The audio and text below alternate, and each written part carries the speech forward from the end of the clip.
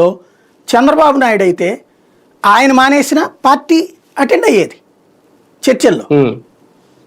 ఇక్కడ వీళ్ళు కూడా అటెండ్ అవ్వాలి కదా. అక్కడ ఎప్పుడైనా సరే ప్రజాస్వామ్యంలో పారిపోయేవాడు నాయకుడు కాదు, నిలబడేవాడు నాయకుడు. దమ్ముతో మాట్లాడాలా. కొంతమంది ఉంటారు అయ్యో మా వాడికి ఏం కాకూడదని, అది వీర ప్రేమికులు. ఆ వీర ప్రేమికులందరూ మొన్న గెలిపించాల జగన్ని.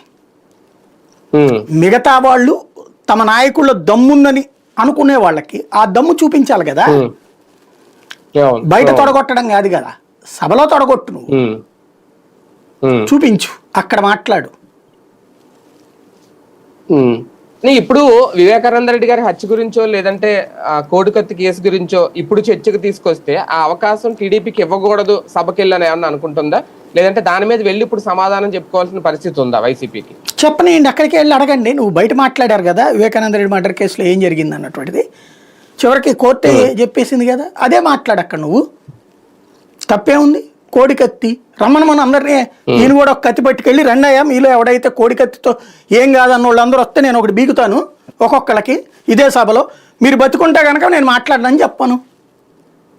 కోడికత్తికి తలలు తెగిపోతాయి. అది తెలియని సన్నాసి ఏదో వాగుతాడు, అది చూపించు, అసెంబ్లీలో మాట్లాడు. గులకరాయితో కొడితే ఏమన్నా అవుతుందా? రండి కొట్టించుకోండి మీరు అందరూ.